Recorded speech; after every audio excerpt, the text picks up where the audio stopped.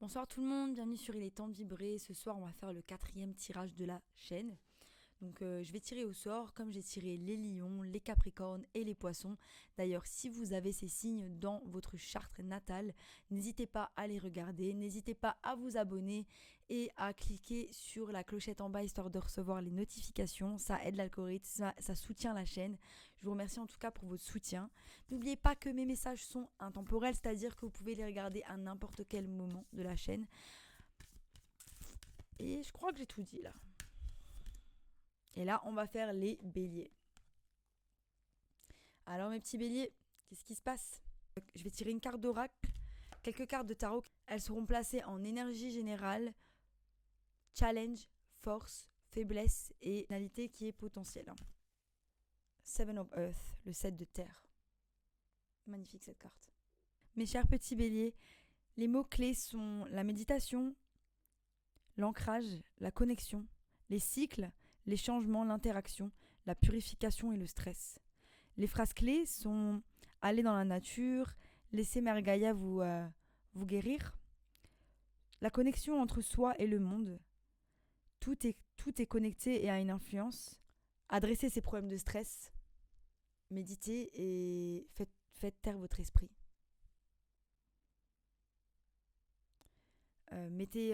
Éteignez la technologie. Prenez du temps pour interagir physiquement et pour connecter avec les autres. Donc là, on sent qu'il y a une... Voilà, on est tous trop sur nos téléphones. Là, je le sens aussi, c'est un peu pour moi. On est tous trop sur nos téléphones et on est tous un peu trop connectés. Il y a une nécessité de se reconnecter à la nature, de méditer et de faire taire son esprit. Pour tout le monde, cette fin de semaine. Bon, c'est la nouvelle lune, c'est peut-être ce qu'elle suscite aussi. On va voir ce que dit le tarot. Alors mes chers petits béliers, en énergie générale, vous avez la reine de coupe. C'est une très belle énergie, c'est vous dans l'énergie de l'eau et dans votre féminin sacré. C'est-à-dire que c'est vous qui vous connectez à vos émotions, qui faites le travail pour guérir. C'est la reine de la guérison, elle est alignée, elle est indépendante émotionnellement. Et elle se concentre vraiment sur elle et sur son développement émotionnel. Donc là, on peut parler aussi même de développer son intelligence émotionnelle, de travailler sur son intelligence émotionnelle. Donc l'intelligence émotionnelle, le fait d'arriver à comprendre ce qu'on ressent et pourquoi on le ressent. Donc c'est un travail d'introspection. Et là, on voit que c'est ce que vous essayez de comprendre par rapport à vous-même avec le 8 de Pentacle, qui est du coup la suite du 7 de Pentacle, cette énergie que nous avons là, qui est de planter les graines par rapport à certaines choses. Là, en fait, on vous demande de méditer, de vous reconnecter à la nature, mais c'est le meilleur moyen de planter les graines pour attirer votre réalité, la meilleure réalité à vous-même. Le fait de calmer son esprit. Avec le 8 de Pentacle, là, celle-ci qui suit. Et donc, en fait, on vous demande de calmer votre esprit. On sait que là en ce moment vous êtes en train de calmer votre esprit pour planter les graines par rapport à de la guérison, de l'introspection, quelque chose qui va vous faire évoluer vers un challenge. Et le challenge là, c'est une nouvelle opportunité, c'est-à-dire que vous rentrez dans un nouveau cycle et je pense que vous êtes emprunt peut-être à l'incertitude avec l'as de bâton et du coup vous laissez aller, vous vous laissez aller à cette opportunité, mais vous n'êtes pas sûr de là où vous mettez les pieds. Votre force, c'est, je pense, d'avoir mis les bons œufs dans les bons paniers. C'est-à-dire que votre force, c'est la tour. Et ça, c'est très puissant quand même comme énergie pour que la tour soit votre force. C'est que votre capacité à détruire les choses et à comprendre que cette destruction va amener à quelque chose de mieux. Vous savez, quand on a une situation dans laquelle on stagne depuis des années, un travail, une relation, et qu'au bout d'un moment, on devient confortable dans cette énergie.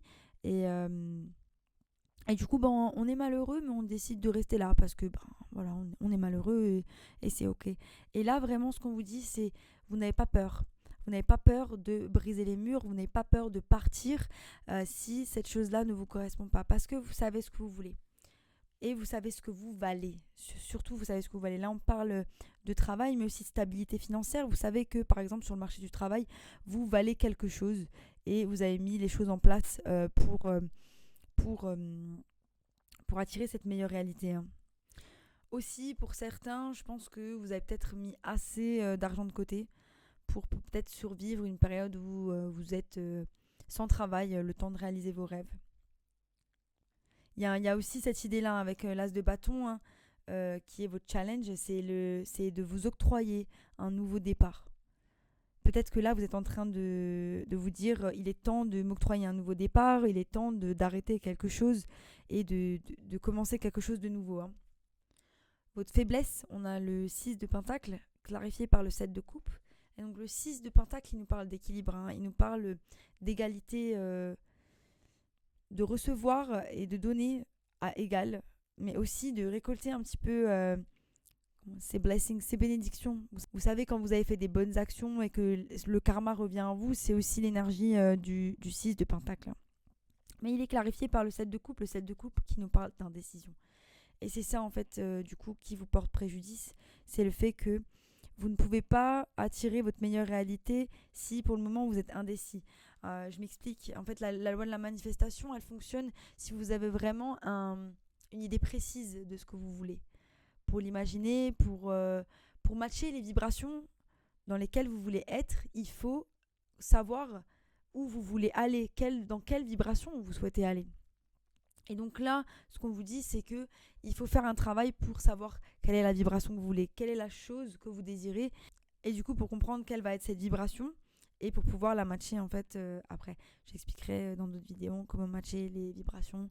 Là pour le moment, c'est trop court. Et là, on a potentiel outcome. Ok, il y a un feu d'artifice. Potentiel outcome. C'était pareil que les lions, je crois, l'as de pentacle. Mais c'est une opportunité de créer quelque chose de stable pour vous. Mais vous êtes dans l'attente, hein. Donc il va falloir être patient.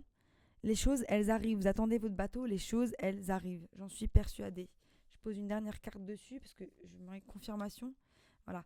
Donc n'oubliez pas de pratiquer de la gratitude tous les jours.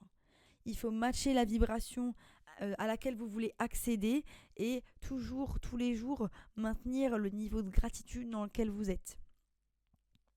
Je suis content d'avoir mes deux jambes, je suis content d'avoir mes deux yeux, je suis content de pouvoir sentir, je suis content d'avoir un toit au-dessus de ma tête, je suis content d'avoir de la nourriture, je suis content d'avoir de l'eau chaude.